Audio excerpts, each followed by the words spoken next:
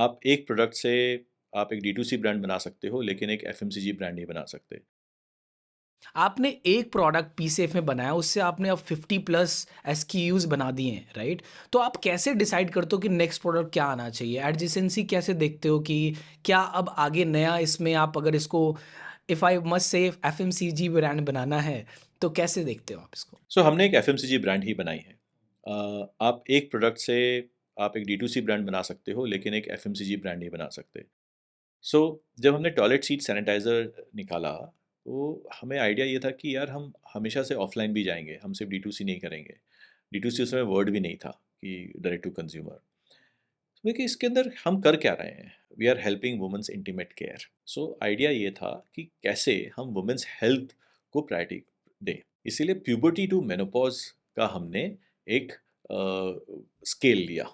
Puberty to menopause, आप देखो puberty आजकल 9-10 साल से शुरू हो जाती है और मेनोपॉज़ 40s, 45, 50 तक जाता है। तो 40 इयर्स ऑफ वुमेन्स लाइफ आपके पास है। उसमें आपको क्या करना है जो कि Pee Safe will make as an entry into a home और into a purse. So toilet hygiene के साथ में जो सबसे अच्छा फिट होता था वो था इंटीमेट हाइजीन और मेंस्ट्रुअल केयर।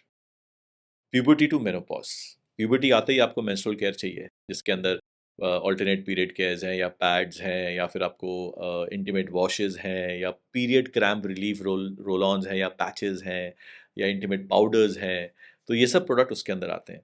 धीरे-धीरे उसको और अगर ग्रो करना था, सो हम गए कि ग्रूमिंग के अंदर। So you know hair removal is also grooming. So underarm hair, bikini hairs, face razors, sweat pads, तो ये सब चीज़ उसके अंदर हमने ग्रूमिंग के अंदर लेके आए या फिर वैक्सिंग करने के सामान जो हैं और उससे एक्सटेंशन करने के लिए सेक्सुअल वेलनेस। सो डोमिना बाय पीसेफ जो है हमारा ब्रांड, उसके अंदर फीमेल कॉन्डम्स, लुब्रिकेंट्स, मसाजर्स, वो सब हमने निकाला। अभी मेनोपॉज तक हम नहीं पहुंचे हैं, but this is what Pee Safe is all about. We have three verticals, which is feminine hygiene, toilet hygiene, and grooming. And we have women from 10 years to 50 years, uh, primarily. And the idea is to become a great FMCG company coming out of India. सो ये products जो आपने लेके आए हैं, इसमें आपने main के side से क्या-क्या प्रोडक्ट्स लाए हैं? So couple of products from the men's side है हमारे पास. एक है men's intimate wash, men's intimate wipes और sweat pad. Sweat pad can be worn by both men and women. So ये तीन प्रोडक्ट हैं जो कि men के लिए है. Toilet seat sanitizer of course is also used by men.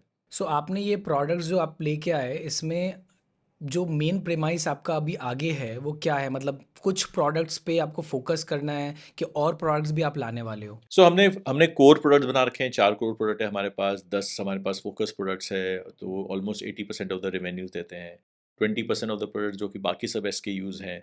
But अगर एक एफएमसीजी कंपनी या एक न्यू एज एफएमसीजी कंपनी है, सो हमारी जो एनपीडी होती है, न्यू प्रोडक्ट डेवलपमेंट, वो हमेशा फिल रहती है। हम कुछ ना कुछ उसमें डेवलप करते रहते हैं, तो और at any given point of time we work on 5 products, but ज़रूरी नहीं है वो पाँचों प्रोडक्ट्स निकलेगा। राइट? तो साल में या क्वार्टर में हम एक प्रोडक्ट निकालते हैं, तो साल में 4 प्रोडक्ट कोशिश करते हैं और ज़रूरी नहीं है कि वो 4 प्रोडक्ट 2 साल 3 साल रहेगा, हो सकता है उसमें से 1 रहे या पहले वाले में से हम 2 बंद कर दें। Because when you are creating a category, when you are in a category which is very nascent, you have to keep on trying new products but within that category. So हम जाके कोई मेकअप का सामान नहीं निकाल देंगे। Will be always present for women from puberty to menopause, चाहे उस प्रोडक्ट को बेटर करे, उसके फ़ॉर्म फैक्टर अच्छा करे, उसकी रियूनियन अच्छा करे, but we will try to do that. D2C आज के टाइम में बहुत ज़्यादा पॉपुलर टर्म हो गया है। आप तो उस टाइम से चला रहे हो जब डी2सी ऑफलाइन, ऑनलाइन आपने सारा कुछ क्रैक किया। तो आप बताओ ये जर्नी कैसा रहा? आपने कैसे देखा कि इसको रिटेल में स्केल फास्ट कैसे कर सकते हैं? क्या आपकी स्ट्रैटेजी रही? सो आकाश, D2C is only a channel, D2C can't be a business. आप अलग-अलग जगह बेचते हो तो D2C एक चैनल है जो कि आप अपने वेबसाइट से डायरेक्ट कंज़्यूमर को बेच रहे हो, तो आपको कंज़्यूमर का डेटा मिलता है, पैटर्न्स मिलते हैं, कहाँ से खरीदे, क्या डेमोग्राफिक्स है, वो मिलता है। We as a brand we always wanted to be an FMCG, not a D2C brand. आज के दिन if I tell you, will be shocked कि हमारी जो डी2सी शेयर है हमारे रेवेन्यू में, वो है लेस देन 5%। हम्म। हम ई कॉमर्स में बेचते हैं, हम क्विक कॉमर्स में बेचते हैं, हम ऑफलाइन बेचते हैं। We are present in 45,000 stores in 100 cities in India. We are present in 22 countries, हमारी एक्सपोर्ट्स हैं। सऊदी अरेबिया अलोन में 700 स्टोर्स, फिजिकल स्टोर्स में प्रेजेंट है सऊदी अरेबिया में। So we are building ourself as an FMCG brand. D2C is a great medium to launch new brands, new products, because आप वहाँ पर fail बहुत जल्दी हो सकते हो and you can learn very very fast. नहीं चला, बंद कर दो, राइट। बट आज के दिन अगर आप देखें, मेरा प्रोडक्ट का प्राइस अगर एवरेज प्राइस है 200 रुपये, 200 रुपये में D2C में बेच के मैं कभी भी प्रॉफिटेबिलिटी नहीं आ सकता, बिकॉज मुझे तो 650-700 रुपया खर्च करना पड़ेगा उसको लाने के लिए मेरे प्लेटफॉर्म पर। तो मैं ज़्यादा क्यों नहीं उसको ई कॉमर्स या क्विक कॉमर्स में बेच दूँ या उसको ऑफलाइन में बेच दूँ। हाँ, अगर आपके पास 1200, 1300, 1500 रुपए के प्रोडक्ट है, D2C will work very fine, but my cost of my product is very low. तो आपने कैसे क्रैक किया ये ऑफलाइन, ये रिटेल आपका?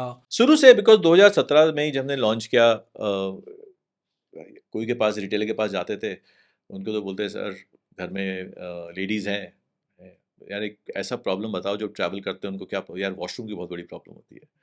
और अगर मुझे कोई ऐसा प्रोडक्ट आपको बेचने के लिए दूँ जिससे कि जो यूटीआई रिस्क है वो कम हो सकता है, अरे हाँ यार बहुत अच्छा प्रोडक्ट है, दो मुझे, मैं रखूँगा।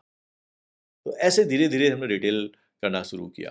अब जो यूज़ कर रहे थे, लेडीज़ वुमेन्स यूज़ कर रहे थे, वो अपने गायनोकोलॉजिस्ट को बोलने लगे कि मेरी यूटीआई रिस्क कम हो गई है, मतलब यूटीआई इन्फेक्शन कम हो गया है, तो गायनोकोलॉजिस्ट प्रिस्क्राइब करने लग गई। हमारे पास सर आज तक कभी मेडिकल रिप्रेजेंटेटिव वाला चैनल नहीं है, बट हमारे पास हज़ारों गायनोकोलॉजिस्ट हैं जो कि पीसेफ को रिकमेंड करती है, और सिर्फ पीसेफ लिखती है, टॉयलेट सीट सैनिटाइजर नहीं लिखती, इट्स अ जेनरिक नेम। सो ऐसे धीरे धीरे बहुत कुछ हुआ, बहुत हमने एजुकेशन किए कॉलेजेस में, ऑफिस में, कॉरपोरेट्स में। 12 साल हो गए प्रोडक्ट को लॉन्च किए हुए, 8 साल हो गए कंपनी को, 8.5 साल।